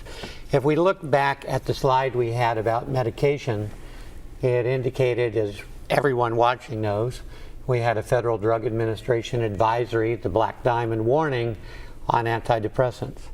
And some people have theorized the recent increase in youth suicide has to do with fewer kids receiving these needed medications. But I think important points these young women made: take the time, careful diagnosis, good monitoring, explain to young people what the medication does or doesn't do. We all know that family history and heredity certainly plays an important point in mental health issues. And then I think we have maybe one more slide that summarizes DBT, and then a couple of more slides, and we'll see what questions we have. So again, some of the key points about DBT: awareness, insight, helping them to regulate emotions, develop skills, decrease suffering, helping them have an action plan of things to do, helping them to reduce distress, and improving interpersonal effectiveness, and increasing their support systems in their life. And perhaps there's one other thing I'd like to mention today. I think it's important, and that has to do with the problem of youth suicide in America. And we do know from very careful federal studies, Youth Risk Behavior Surveillance Survey, the last one was done in 2007, 6.9% of all high school students admit to having made a suicide attempt in the last year. So it is time for us to take serious action in our schools and our communities to prevent youth suicide. And at least one state, Massachusetts, added a self-injury question with their high school sample, and they found 19% of the high school students surveyed admitted to a history of self-injury. So I think it's time we start facing some of these mental health issues and devoting more resources towards them. And we have at least a slide that has a couple of references that is available to all the participants. Of course, the National Association of School Psychologists has lots of materials on the website. We also have some specific websites. I'm sure there are many more. And I know I reviewed 2 books recently written about young people struggling with self-injury. They were both fictional, but they were actually very, very interesting. One was called Lucky Girl, and one was called Cut. And I'll turn it over to Dr. Chero to see if we have any questions. Thank you, Scott. And before I take the lead here, I do want to make sure I mention that this program has been brought to you by a number of individuals and a number of agencies, and I want to give all of them credit. First of all, the Department of Health and the Office of Injury Prevention within the Florida Department of Health. Secondly, as I mentioned, Children's Medical Services, also within the Florida Department of Health.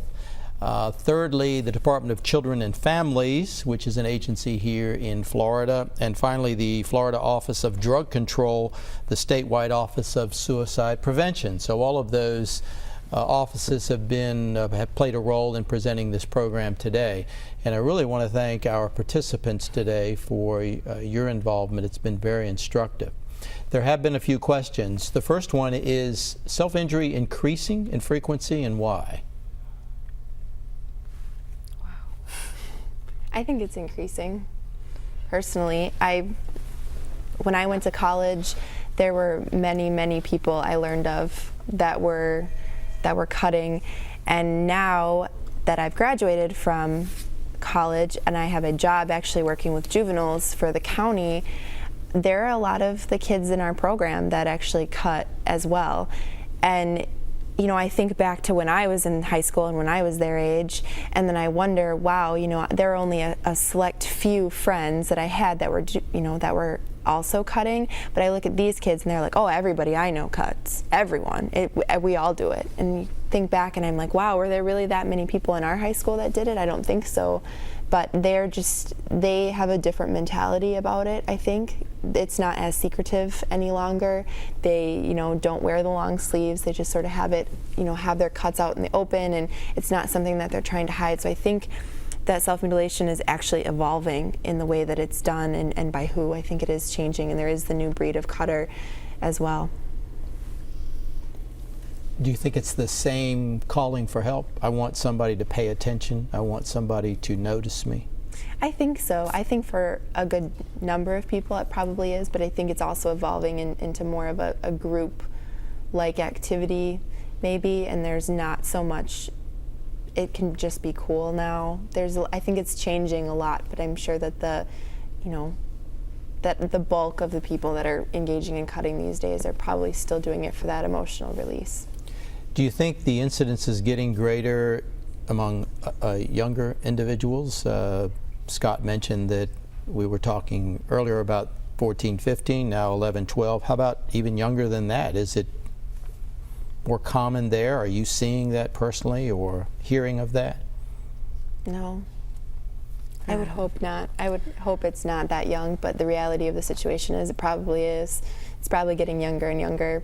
It's really hard to grow up these days, and there's a lot of things that go on and happen, and kids see a lot more a lot younger. So I think that's the harsh reality. I personally wouldn't be surprised, especially because the economy is so bad right now. A lot of parents are stressed, and they don't know how to deal with the stress of not having jobs, not having as much money. So their kids are growing up seeing mom and dad stressed, and if mom and dad don't know how to deal with it, their kids don't know how to deal with it. Because I know I personally stressed about my parents' finances when I was a kid. I would go through their bills 10 years old, and I'm stressed about whether they can pay rent or not. And especially now that the economy is so bad, I would not be surprised at all if it was affecting, especially if they have especially like maybe the oldest child, because I was the oldest, so I always felt like I was responsible for everything, and I had to take care of everybody. So I definitely wouldn't be surprised. Do you think parents could identify a child who's going to become a self-injurer? Are there any warning signs parents need to be paying attention to? If they see A, then they, well, whoops, that's going to happen. Or I don't think so. Neither. I could never have imagined myself as a cutter. I mean, I was squeamish growing up, very squeamish. I still am. And I didn't like to be hurt. Like if somebody just sort of like tapped me, I'd be like, "Ow, that hurts." And now I look back and I'm like, how did I do all of those things to myself? Like I still have a very high tolerance for pain, and that's directly from that. But I couldn't have ever imagined myself. I couldn't have either. I was very squeamish. I still am very squeamish. The sight of blood makes me want to faint. How I was able to cut myself and look at my own blood, I don't know. Maybe it's because it was mine, but I can't even stand getting blood taken. So I have no idea. Well, one of the slides noted that part of the treatment plan is prevention. So how do we prevent this behavior if we don't identify it? And I guess that's really what I'm going to help me know how to identify the behavior so that I can prevent it. Or are there general prevention techniques, do you think, that you would have recommended? Well, the biggest thing is that self-mutilation itself isn't the problem. It's a coping mechanism. So I think that first and foremost, people need to learn how to cope with things. They need to learn how to deal with things in daily life. From a parent perspective, listen to your kid, spend time with your kid. Just because someone's in therapy doesn't mean that they may not start cutting later. They may not be cutting now when they're in therapy, but who knows, 6 months, 2 years down the road, they may start. And I think it's all about listening and staying focused on what are they struggling with in their life, whether it's small or it's a huge issue, it doesn't matter. What is their issue, and how are we working to have a healthy resolution to the issue? I think as long as you focus on that, then I don't think it would really become a problem, because if you're not able to cope with what's going on in your life, that's usually when people start cutting, because they're trying to find something to get that release. So if you kind of tackle the issue before it even gets to that point. Sometimes there's some family issues that have to do with rebellion against an authoritarian father, not having your emotions validated. Sometimes it's poor modeling in our families. Sometimes there's the history of the eating disorders and lack of problem-solving skills. I do believe in our schools and communities we can spot troubled children. What we need to do is figure out how can we get them the help they need? And their problems and troubles could go in a lot of different directions. And I would generally say, yes, this disorder is increasing and has increased rapidly in the last decade. We seem to be a busier culture today than we've ever been before. Is that also part of the problem? I'm hearing these women say, my parents didn't seem to have time for me. Perhaps they were busy with their own issues. They didn't have time to really talk to me, listen to me, understand what was going on. Is that, do we need to warn parents maybe to slow down, pay more attention? Yeah, I would definitely agree. I mean, at the time I was kind of bitter with them, but now that I'm an adult, I understand because I'm so busy now. I understand that your focus isn't, I understand now that their focus then was, did you eat today? Are you clothed? Do you have a ride to school? Are you healthy? Are you bleeding? Okay, you're fine. Okay, I need to go to work. I need to make sure the mortgage is paid. I need to make sure the car is paid. So I understand, I have that understanding now, but back then I didn't. But I know that definitely that's one thing that I want to be, whenever I become a parent, that's one thing I want to make sure is that I have time for my family. Even if it's just something, I want to make sure I have the time to do something with my kid. There's a man that I work with that told me he and his 13-year-old son started playing basketball together. They only play one night a week, for like an hour, and he said it's amazing how much I have learned about my son in that hour that we spend together once a week. He's like all we're doing is just shooting hoops in the front yard. He said I have learned more about my son than I ever could have imagined, just because he's taking that time. It's only an hour a week, but it's still time that he's making for his son. Great advice. Thank you very much, Lori. And I want to thank again Lori Petey, who's interrupted her studies at Oklahoma State to join us this morning. I want to thank Emily Rose, who's come all the way from Minnesota to be part of this presentation, and a special thanks to Dr. Scott Poland, who's come from Nova Southeastern University. Please thank the university for sharing your time with us, and thank all of you for listening to this presentation this morning. I hope that if you're a teacher, a counselor, but particularly a parent, you will have heard well what these young ladies have advised, what Dr. Poland has advised, and that is we need to pay more attention to our young people. We need to be speaking to them on a more regular basis. We need to be listening, not just speaking, but listening to what their concerns and cares are, and hopefully we can get through this process together. Thank you again on behalf of the Florida Department of Health, the Injury Prevention Unit there, also the Department of Children and Families, and finally the Florida Department Office of Drug Control and the statewide Office of Suicide Prevention. It's been our pleasure to bring this to you this morning. We hope it's been of help to you. Please, if there are any further questions, you can still mail or fax those in, and we'll do our best to answer them. Thank you very much, and good day.